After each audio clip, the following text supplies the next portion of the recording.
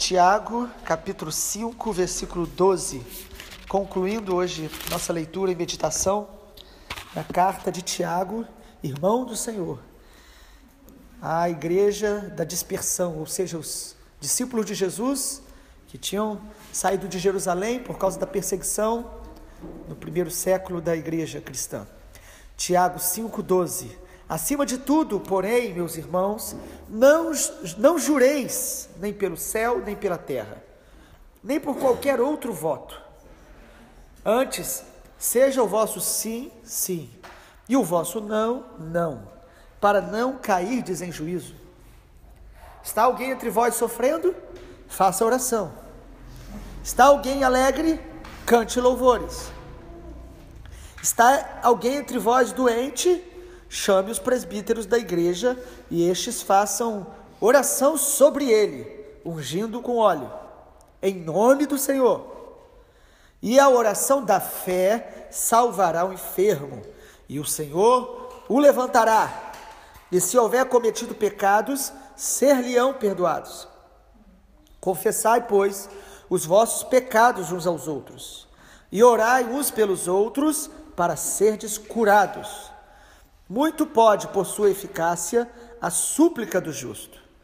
Elias era homem semelhante a nós, sujeito aos mesmos sentimentos, e orou com constância, para que não chovesse sobre a terra, e por 3 anos e 6 meses não choveu.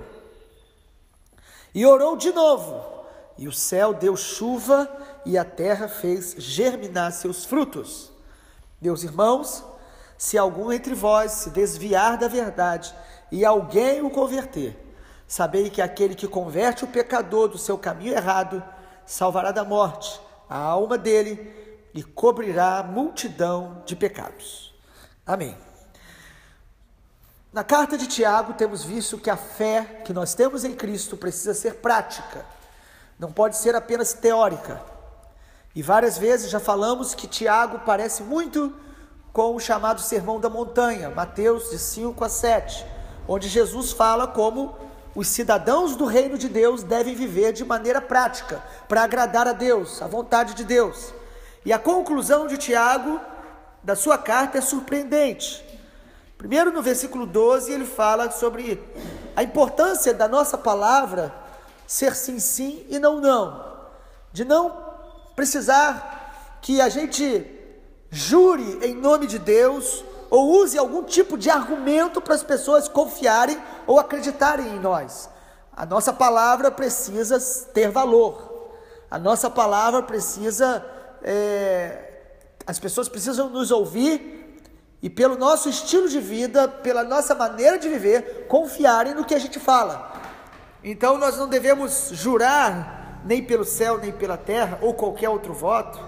Quando Tiago diz isso, para convencer as pessoas, fazer juramentos para de alguma maneira convencer que as pessoas acreditem em nós. O texto diz para a gente não cair em juízo. Mas a partir do versículo 13, o tema final é bem claro. Tiago nos incentiva a orar.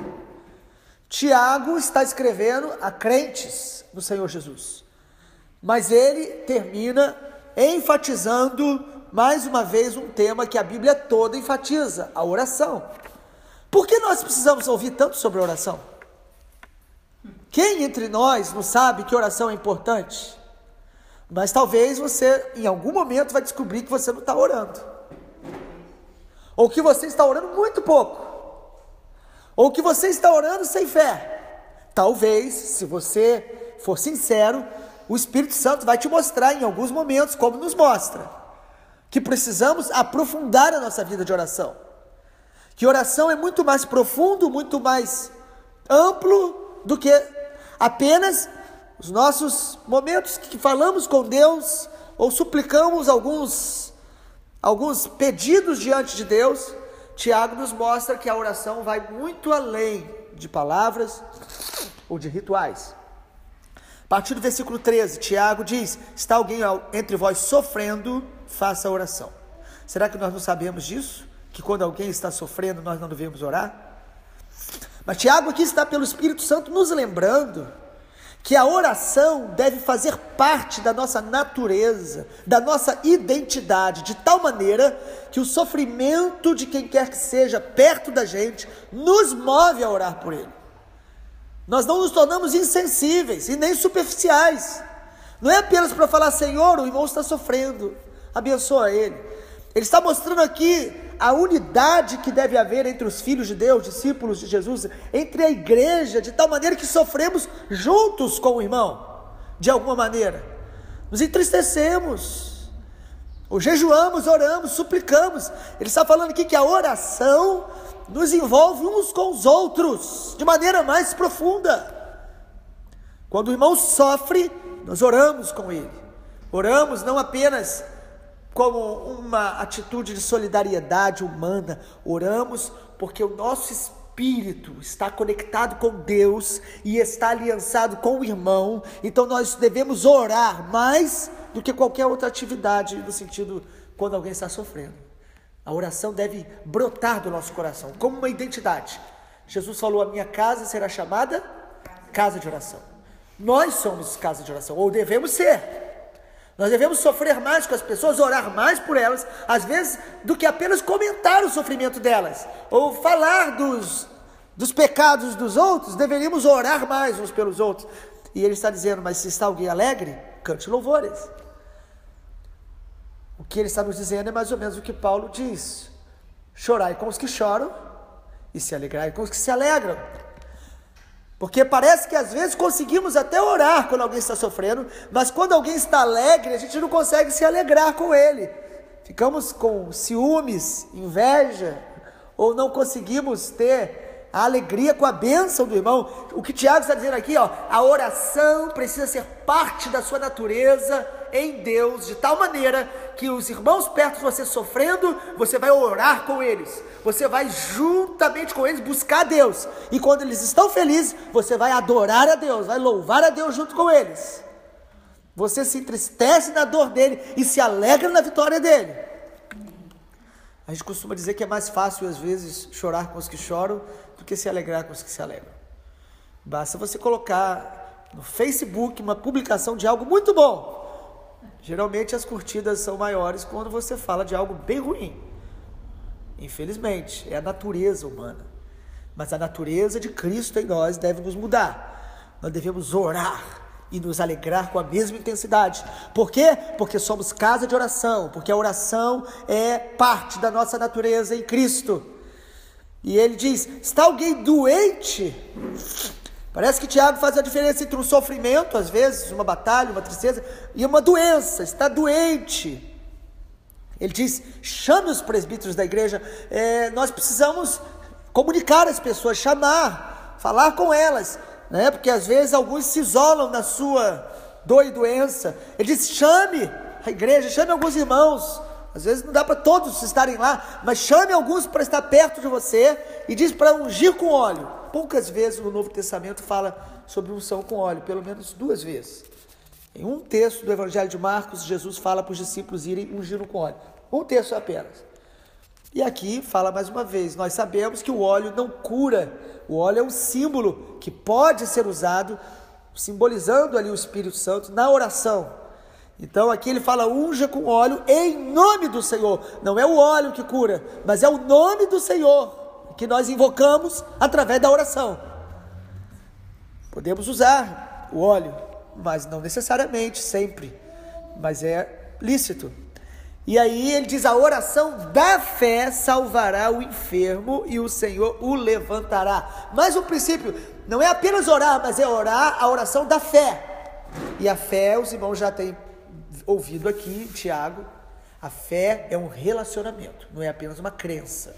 A fé é uma convicção que deve crescer, que pode estar fortalecida ou não, que pode estar crescendo ou não. Nós precisamos alimentar a nossa fé todos os dias. A nossa fé é como uma planta, precisa ser regada, alimentada e cultivada no ambiente de fé, na comunhão, edificando-nos uns aos outros. A fé se enchendo da palavra de Deus, se esvaziando das coisas deste mundo que nos bombardeiam todos os dias, resistindo ao diabo, porque o diabo, ele tem uma mira na sua vida e na minha: a nossa fé.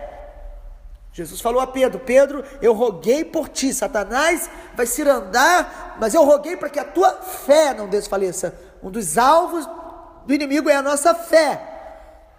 Pedro também diz isso em sua carta. Eu acho que ele aprendeu com Jesus, é óbvio. Ele escreveu na sua carta, ele diz: resisti-lhe firme na fé, Satanás, porque sofrimento igual aos vossos estão se cumprindo na irmandade espalhada por toda a terra. Não somos apenas nós que sofremos e somos tentados. Nós precisamos resistir. A fé é a sua arma, é um escudo. A fé é o escudo que protege a gente dos dardos inflamados do maligno. A fé é a oração da fé. Nós precisamos crer na cura até o último momento. Nós precisamos crer na cura. Orar, a oração da fé. Ele diz: salvará o enfermo e o Senhor o levantará. Ah, mas o médico curou. Médico não cura absolutamente ninguém. Remédio não cura ninguém. Quem cura é o Senhor.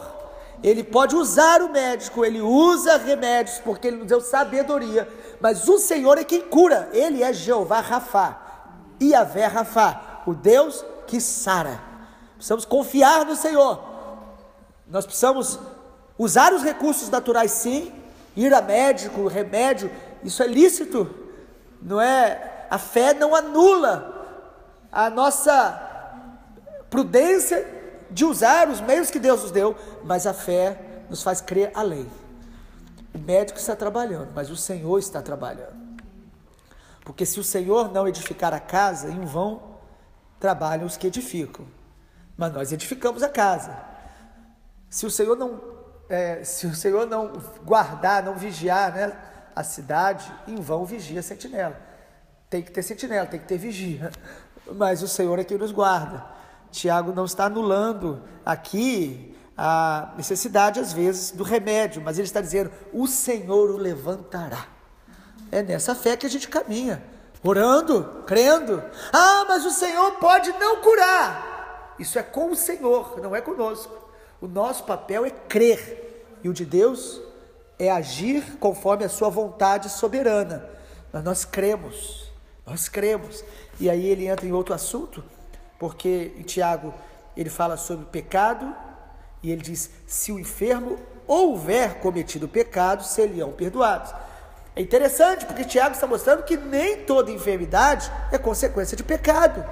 Ele, se houver, porque algumas pessoas, quando passam por uma luta e dificuldade, o inimigo, ou até outras pessoas, acusam, dizendo: está passando por isso por causa de alguma coisa aí, errada.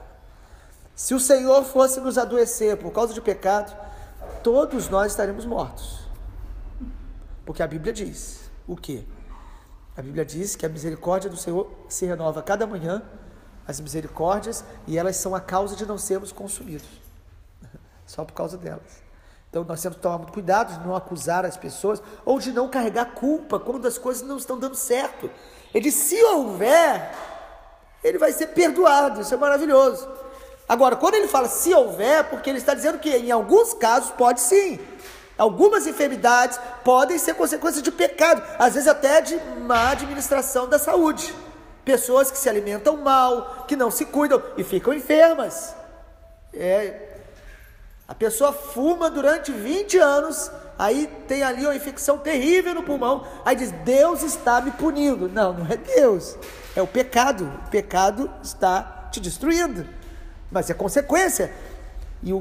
E a direção que nós recebemos é a seguinte, versículo 16: confessai os vossos pecados. Algumas versões falam as vossas culpas uns aos outros, e orai uns pelos outros para seres curados. Muito pode, por sua eficácia, a súplica do justo. Tiago está dizendo: confesse o seu pecado. Há pecados que nós precisamos confessar uns aos outros para ser curado, porque o perdão vem de Deus. Confessar a Deus traz o perdão, confessar uns aos outros traz cura para a alma, cura da culpa. Precisamos, traz humildade para o nosso coração. Quando confessamos o pecado a alguém, estamos exercitando a humildade. Alguns dizem: eu não conto para ninguém. É a voz do orgulho. Satanás tenta colocar uma mordaça na nossa boca quando nós cometemos pecados, para que a gente adoeça. O Senhor nos chama a confessar uns aos outros os nossos pecados. Às vezes confessar tentações muito fortes para vencer a força da tentação. Confissão de pecado é um princípio bíblico curador. O salmista, o salmo de Davi, onde ele confessa o pecado dele, ele diz, Salmo 51, Salmo 32, ele diz: enquanto eu calei, os meus ossos envelheceram. Há pessoas que estão oprimidas, adoecidas, com dores, porque não confessam o pecado, não confessam. E não é contar um pecado, é confessar para alguém, para ser ministrado. E orai uns pelos outros, o texto diz. Não é só confessar, mas é orar uns pelos outros. É a confissão, com arrependimento, com oração. Concluindo essa frase tremenda que Tiago escreve pelo poder do Espírito Santo, que o inspirou: muito pode, por sua eficácia, a súplica do justo. O que nós podemos alcançar através da oração? Através da oração nós podemos alcançar tudo que Deus pode e quer realizar. Tudo que Deus pode e quer realizar, nós alcançamos através da oração. Efésios capítulo 3 diz: Ele é poderoso para fazer infinitamente mais do que tudo que pedimos ou pensamos, conforme o seu poder que opera em nós. Nós precisamos resgatar a cada dia o poder da oração. A igreja precisa compreender isso a cada dia. Nós, eu, você, que a oração, ela abre os céus. A oração estremece o inferno e a oração faz com que coisas novas sejam manifestadas na terra. Quando a igreja ora, os céus se abrem, o inferno estremece e na terra coisas novas começam a acontecer. Vida de oração, mergulhar em oração, ter propósito de oração, continuidade em oração, a oração perseverante, a oração não só juntos na congregação, mas a oração no quarto, particular, a oração como estilo de vida. Somente pelo Espírito Santo nós podemos experimentar isso. Eu creio que nesses últimos dias que nós estamos passando na terra, porque Jesus está voltando, Ele está levantando, despertando a sua casa de oração, Ele está limpando a sua igreja, nosso coração, para que a gente ore mais, ore com mais profundidade, com mais intimidade, com mais experiências gloriosas com Deus, não apenas experiências emocionais, emotivas, quando cantamos o que a gente gosta, ou estamos com as pessoas que nós temos mais intimidade. Não, a oração como um despertar do Espírito Santo, que nos levanta como templos vivos, por onde andamos, cheios de uma vida de oração. E aí ele, para nos incentivar, o Espírito Santo fala através de Tiago, sobre Elias. Elias era como semelhante a nós. Talvez você diga: mas eu sou frágil, eu não sei orar, eu tenho altos e baixos. Tiago diz: Elias era igual a gente. Ele não era super-homem.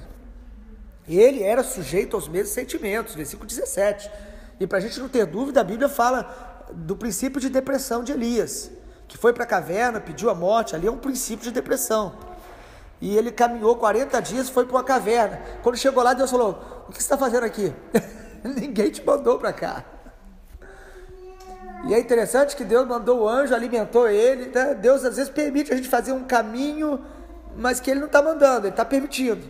Até que Ele vai falar: volta para onde você não devia ter saído, volta para a minha presença, volta para o chamado, volta para o propósito que eu te chamei, e não se esconda. O que você está fazendo aqui, Elias? Mataram todo mundo, estão querendo me matar. Ele foge porque estavam querendo matar e pede para morrer. Era melhor ter ficado lá. Mas a depressão faz essas coisas. Mas ele diz: Elias orou. Amado, a chave da nossa vida não é a nossa força, é a nossa oração. A oração é forte não por quem ora, mas por quem responde.